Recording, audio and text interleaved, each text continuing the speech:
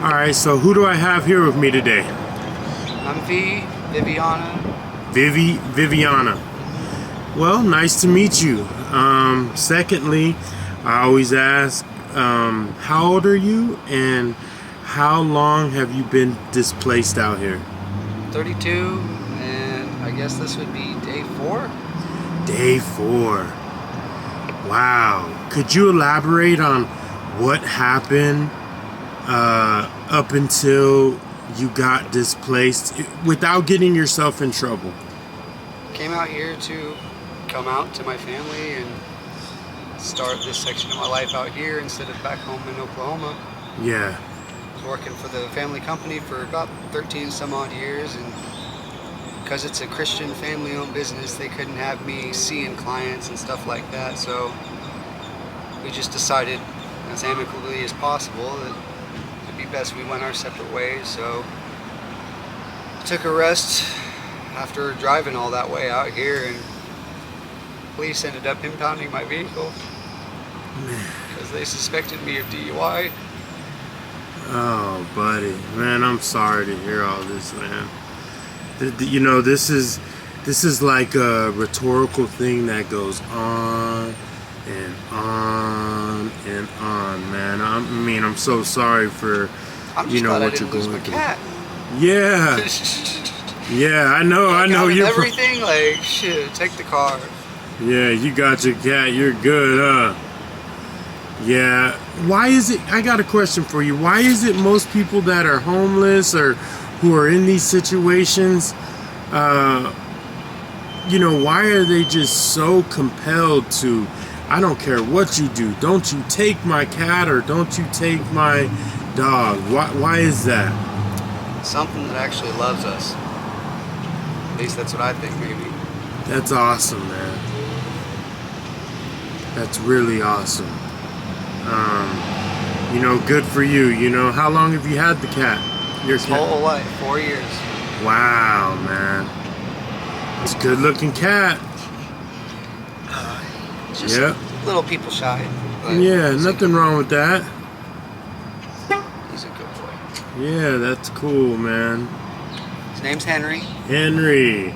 Added to the video, young old Henry. That's awesome, man. Looks like you treat that cat like if you'll give it your last, won't you? Make sure he eats before I do. And that's what's so unique, you know. They'll literally, before, you know, they eat, they'll make sure their loved one, animal, cat, a dog, whatever, eats before them. And that says a lot about the person, you know. Says a lot about your heart, and you know, just you have morals, man. You know, when someone loves you, have to. Yeah. This world's a messed up place. Someone's got to actually put a standard out there. Isn't it a messed up place? It's awful, huh? Half the stuff that we have to go through nowadays. Have you heard about the new urban camping law that's been out here? No. Well, I'm gonna just give you a heads up. You might want to be careful. Just being around, definitely like Tempe mainly, but the rule stands for everywhere. If they catch you with a blanket or laying down, they could just give you a citation at first. That's what they should do. Secondly, they take you to jail. So that's what's going on over here. It's a huge fight. Everybody's been trying to hold strong and fight against this entity that no one can even see. It's the governors and stuff that, you know, no one can even get to. So, yeah. To a degree, I understand. You gotta try to keep appearances with the city and all that, but yeah, at the same time, at what cost? Yeah, it's awful, man. The things that they're doing are crazy. There's homeless people getting killed.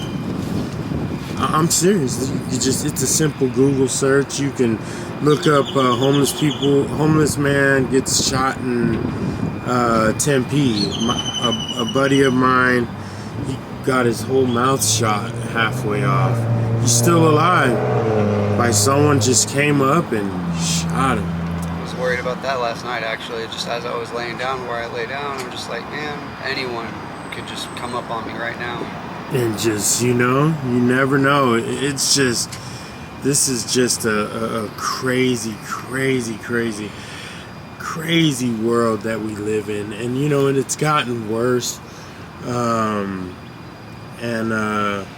You know, one good thing, they say they're building a house, a shelter in Tempe. You know, out of all the cities in Arizona, there's no homeless shelter. I mean, there is homeless shelters, but the only place where there's not one is Tempe, and they're finally building one, so they say. Yeah, and you know how that goes. You got to jump a million hoops and stuff like that. Go through all their programs and do whatever they say, this hour by that hour, blah, blah, blah, blah, blah, blah, blah. Yeah. Yeah, so that's crazy, man. And you came, so how long was that travel from there to here? It's like a good, 15, 18-hour drive? 18-hour drive? 15, 18, something like that. Yeah. And you were just, man, you just said, forget it, I'm up and I'm gone. My future was burning bright by all the bridges I had to burn along the way. That's funny. Yeah, I like that. Hey, that's funny. Yeah, that's funny. That made me laugh right there. That's funny. Yeah, you know, it happens to the best of them, you know. I wasn't the best person at one time, you know. I changed my life, though, with my wife and my kids and stuff. I ended up changing my life and just learned to be a good father first, you know, before everything. And that's just what I do now. And this came, you know, way after that, and I ended up liking this, hearing the stories, you know, hearing like your story. Like I want to ask you, if you don't mind me, you know, going too far in your business and stuff. So did you start your transition and stuff like that? I'm a year in as of November 1st of last year. Really? Could you elaborate, for my viewers, like what's it like going through that stuff? At first, I was kind of just like, I guess non-binary would be the term, kind of doing both, just kind of living the double life because family mostly, but eventually certain things fell into place to where I didn't have those roadblocks per se anymore. Yeah. So I just said, fuck it, I'm already wanting to do it, why pussyfoot around and do it halfway? Yeah, let's go. Burn those roofs down. Yeah. That's yeah, I mean, that reminds me of me, man. I've always been the type to never do anything half-assed, you know. Fuck. No job done right is done half-assed. Yeah, if I'm gonna do it, I'm going all the way. Family moved out here first, and most of my work was done at night at the time, so I'm like, okay, I don't really have to see any clients right now. Kind of avoid that hurdle. The family just took care of themselves. I'll come and they'll find out later. Yeah. Whoever sticks around, and no one, then oh well. Yeah, and did you have a lot of fights and arguments with your family members about this? Mostly having a relationship with my little sisters. That's about it. Damn, that sucks, buddy. Yeah. Yeah, I know it's hard, man. It's all good, buddy. You know, I mean, I know that's all someone like sitting here could say. You know, and I know it's not much, but damn, it's just, you know, I'm built from the cloth where if you hit a wall and fall, you just get back up. You know, yeah, you know, that's where I'm built from. I know that's like a crazy analogy, but you know, I always just try to fall forward, at least so that I know where I'm falling, you know, instead of just falling backwards and just busting my head. So that's how that works, you know. You know, I try to fall forward in everything I do. But is it a lot of medications that you have to take? I avoided doctors and found out that actually Chewy.com has a lot of, it's for your pets, but it's the same, just generic medications. So I kind of bought my own online for a little while until I couldn't afford it anymore. Really? Oh, so it's for your pets, but you found it needs same shit. Yeah. Well, there it is there. On the dosing. Yeah, yeah. Found an easy way to do it, huh? Yeah. Man, was it expensive, if you don't mind me asking? Relatively? A little bit. Yeah. Like, at first, not so much, because I only had to take T blockers at first, and then once I started introducing that stuff, it started to add up, but it's whatever. You didn't care as long as what you were trying to get to was getting there, huh? For my goals. Yeah. That's awesome. Do you ever feel like the need to go all the way with the? As far as bottom surgery is concerned, I have no real relationship either direction with it. Either I keep everything that's down there, or if I end up married and my partner wants either way, then I'll leave that up to them. Oh, okay. That makes sense. That makes sense. And are you, so you don't have a partner right now? No need for that headache. This is actually the longest I've been single, probably about a year now. Really? Wow. Been in relationships most of my life, shortest one being 3. Wow. And so stranded, ready to get back home. And you're really ready to go back home, huh? You had enough of this heat? I miss weather. Yeah. Like actual weather. Yeah.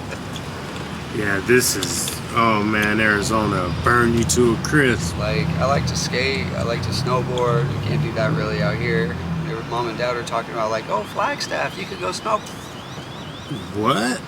Not really. You can, but it's like not the same. Nothing. Like, yeah, it's nothing in comparison. I've gone to Canada, up in Mount Whistler and stuff like that. Oh, yeah. So you know, yeah. Our version of snowboarding is like Pee Wee Herman. It's bullshit, man. Yeah. You know, what else do I gotta ask?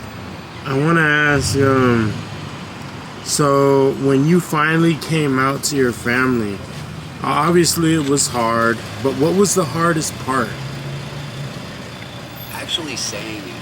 Just saying it? Really? I would have thought something else, but see, this is why I do what I do.